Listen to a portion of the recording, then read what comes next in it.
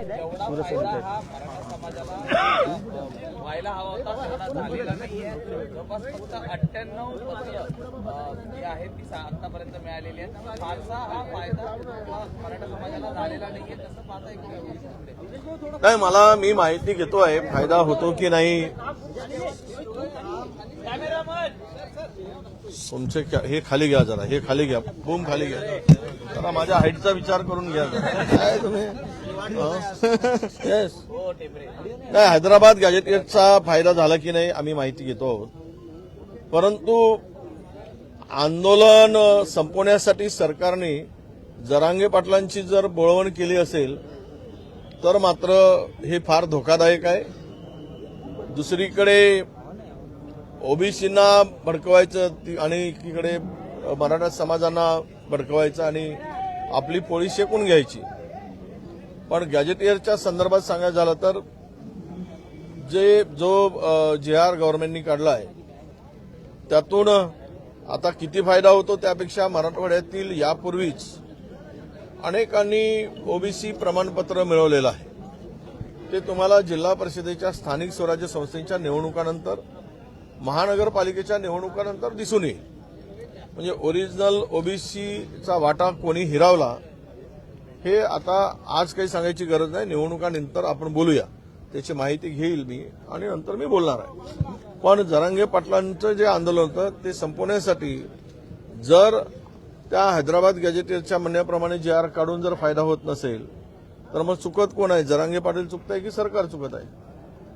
चूक कोणाची यावरही मराठा समाज विचार करेल.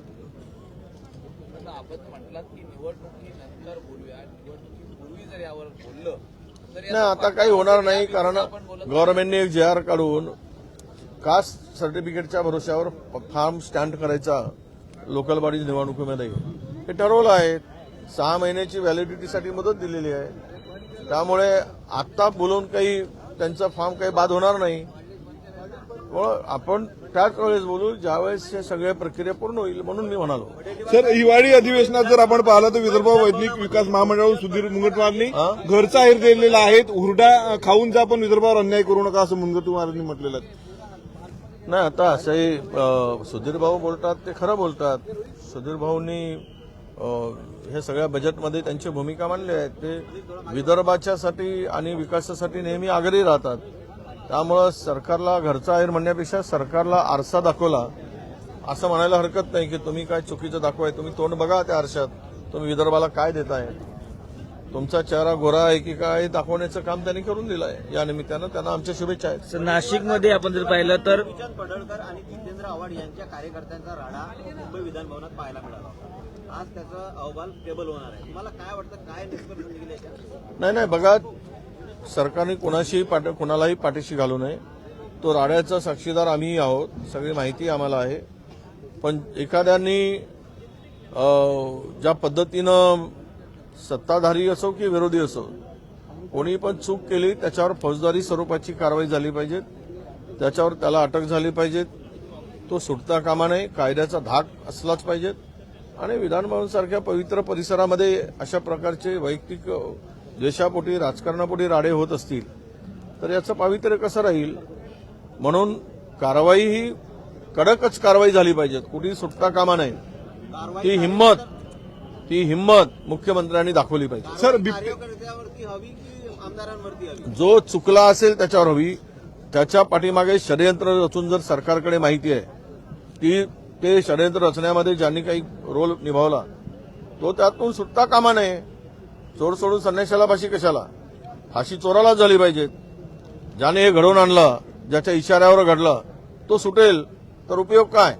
म्हणजे एखाद्याला खून करायसाठी पैसे देणं, सुपारी देणं, बंदूक देणं, गोळ्या देणं आणि म्हणणं की माझा काही संबंध नाही, माते भडकवणं दुसऱ्यांची, तोच खरा गुन्हेगार आहे जो माती भडकवत आहे. सर, बिबट्याच्या मुद्द्यावरून जर पाहिलं तर राज्यात रणकंदन माजल्या. दुसरीकडे शेतकऱ्यांची टिंगल उडवणं सुरू आहे असं बच्चू कडूंनी म्हटलेलं आहे. कोणी म्हणतं, अंबानी म्हणतात की हत्ती पोचा. आणि दुसरीकडे रवी राणांनी म्हटलं की बिबट्या पोचण्याची परवानगी दिली पाहिजे. नाही, दिली पाहिजे ना. पहिले रवी राणाच्याच घरी 4-5 बिबटे ठेवले पाहिजेत आणि त्याला सांगितलं पाहिजे की तू आणि तुझ्या फॅमिलीनी मिळून जेवढे मेंबर असतील सगळ्यांनी एक बिबट्या पोसा आणि त्यानंतर मग दुसऱ्याला अनुभव सांगा की तो पाळीव प्राणी आहे की हिस्र प्राणी आहे, हे मग बच्चू कडूंचा अनुभव घेऊन बाकीच्या सत्ताधारी आमदारांच्याकडे त्यांच्या म्हणण्यानुसार मग 2-2 बिबट्यांचं वाटप करावं.